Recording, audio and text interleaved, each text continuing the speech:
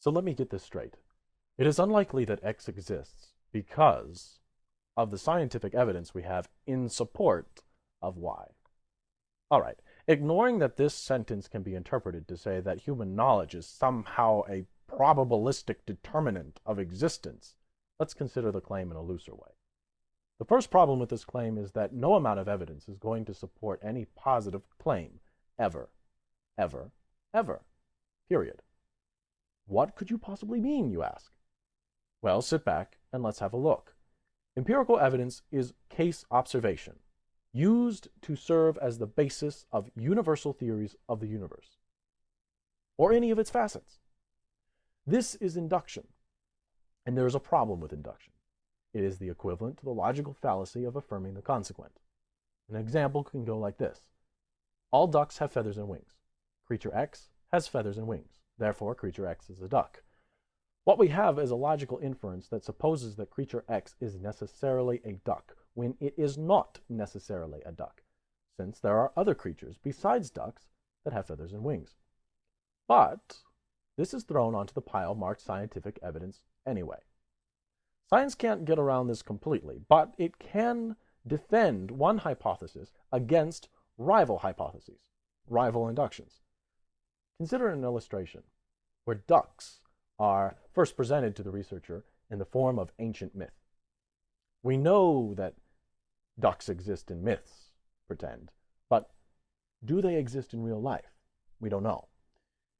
Say also, I can deduce from the myths that ducks have feathers and wings, and this is the sole thing we know about ducks.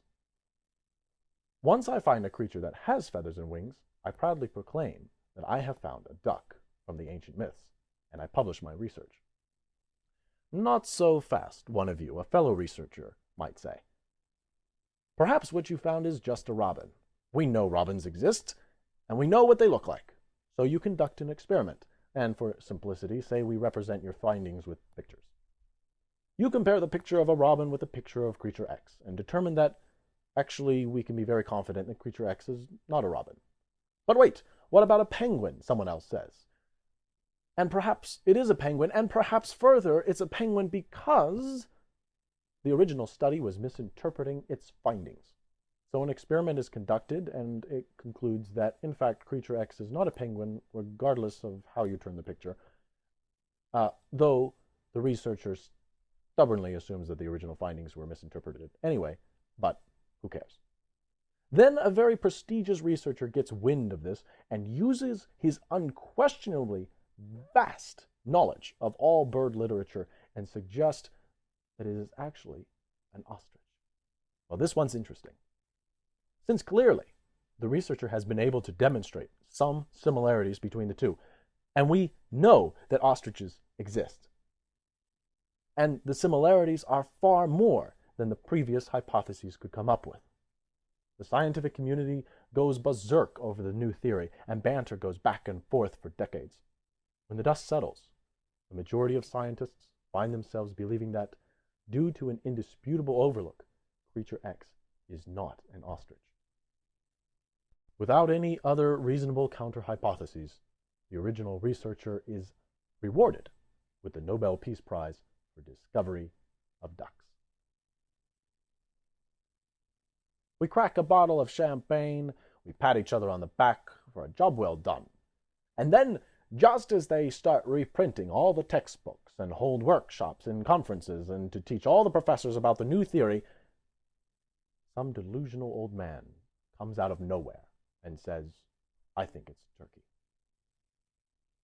Well, the nerve of a guy like that deserves a good amount of lecturing on the subject. We tell the old man that he's off his damn rocker, since we have a mountain of evidence to support the claim that creature X is a duck, and further, we remind the old coot that people who suppose things are turkeys just do so to make themselves feel comforted in this otherwise cruel and meaningless existence. The old man becomes the subject of much criticism in the world of science. Professors teach their students about this man as an example of what is wrong and bad science.